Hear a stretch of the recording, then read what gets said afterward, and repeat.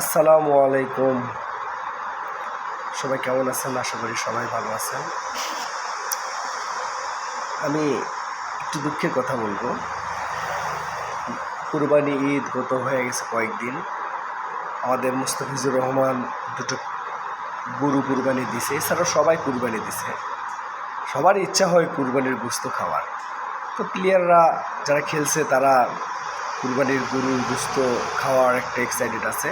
খেলা শেষ করছেন, চলে আসেন দেশেতে, এসে আপনারা আপনাদের কুরবানিকৃত হালাল পশুর মাংস খান।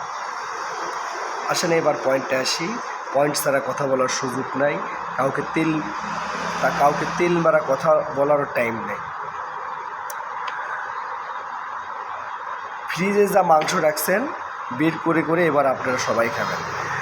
আপনারা এরকম আমাদের আবেগ নিয়ে খেলা করার কোনো অধিকার নেই, আপনাদের কোনো অধিকার নেই। আপনারা অধিকার ছাড়া মানুষ। বিভিন্ন এই গত ম্যাচের আগে আফগানিস্তান বাংলাদেশের আগে বহু স্বপ্ন দেখছি, স্বপ্ন থেকে ভেঙে গেছে, ঘুম ভাঙছে, কত কী নাই দেখলাম।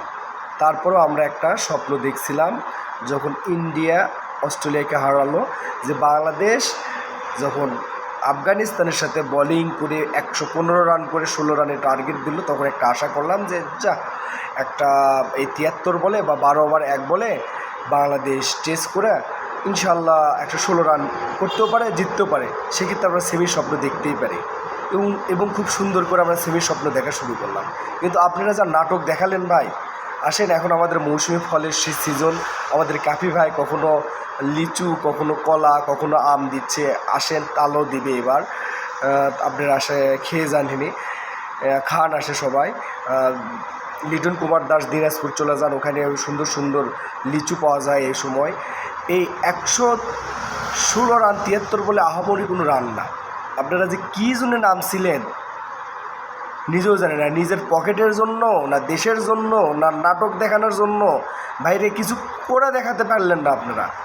সেখানে দেখেন অভিনয় বলেন আর ক্যাপ্টেনের ভূমিকা বলেন, জনার্দন টট আর ব্রাভো, ড্রিজে ব্রাভো কী করে দেখালো তারা।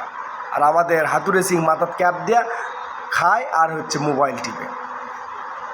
ইশারা দেখছেন? ইশারা কোন ইশারায় কোথায় পাখি মরে, কোথায় কী হয়, কে কোথায় কী অভিনয় করে। আমি কোনো টল করতে আসি না, আমি কাউকে কোনো টল করে কোনো কথা বলতে আসি না। যা করছে সে ঠিক করছে। ওখানে বাংলাদেশ ভার্সেস এই বাংলাদেশ আর আফগানিস্তানের খেলায় যখন জনার্দন টট ওই ড্রেসিং রুম থেকে ইশারা দিল, তখন গুলবাদিন নাইম মানে এই হাঁটুতে রগের টান লাগায় ও শুয়ে পড়ল। নূর তখন বল করে। দেখেন কাকে বলে খেলা।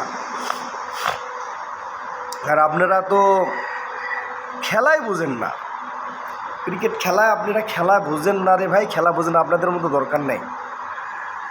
এখন একটা ভালো আপনাদেরকে পরামর্শ দিয়ে, যা ইনকাম করছেন বহুত, যদি দেশকে ভালোবাসেন সোজা চলে আসে আপনারা সোজা ওই যে হাতিরঝিল এলাকায় বা মানিকগঞ্জে ওই সাপুরেরা আছে, ওদের কাছ থেকে সাপ ধরা ট্রেনিং নেন। দেশকে ভালো রাখতে গেলে আপনারা 15 জন আছেন, আরও যারা আছে সাপুরের ট্রেনিং নিয়ে, ও রাসেল ভাইপার সাপের আবির্ভাব বেশি হয়ে গেছে, এগুলো ধরে দেশের মানুষকে রক্ষা করেন। একটা কথা দেখে, 2023 সালে ওয়ার্ল্ড কাপে সাকিব আমি কোনোদিন সাকিবিক নিয়ে কথা বলি না, বলবো না। মানুষের সময় খারাপ যেতেই পারে, সে ওয়ার্ল্ড ক্লাস প্লেয়ার। 2023 সালে টাইম আউট যেটা নিয়ে এত কথাবার্তা, সে 2023 সালে টাইম আউটের কারণে বাংলাদেশ চ্যাম্পিয়ন্স ট্রফি খেলুক।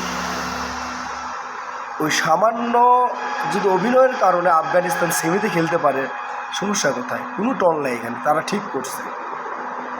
আর সাকিব ভালো খেলুক, তার ফর্মে ফিরে আসুক, সে না হলে অবসর নেবে, সে অন্যরকম। আর একটা কথা আমি বলতে চাই, এটা আমার উচিতে বা আমার যুক্তিতে সাকিব আল হাসান আইসিসির আম্পায়ারিংয়ে যাওয়া দরকার, গেলে 2 নম্বরে সবাই ভুলে যাবে। আর আফগানিস্তানকে স্বাগতম। আফগানিস্তান সাউথ আফ্রিকাকে হারাক, ফাইনাল খেলুক, ফাইনালে চ্যাম্পিয়ন হোক, আমি এই আশাই করি। এবং আমাদের মাইন্ড সেট আপ, একটা জিনিস শুধু আপনাদের কথা বলি, এটা বললে আপনারা বুঝতে পারবেন, সেটা আফগানিস্তান দল বাংলাদেশেরও অনেক পরে খেলতে আসছে। তারা আজকে এই পর্যায়ে আসছে শুধুমাত্র তাদের ভিতরে ম্যানেজমেন্ট সিস্টেম, বাইরের লিগ খেলা, ফ্র্যাঞ্চাইজিস লিগ খেলা, এর কারণে। রশিদ খান 3 বছর পর দেশে ফিরছে। আরও নবী আরও যারা আছে তো বাইরে লিগ খেলে, অভিজ্ঞতা নিছে।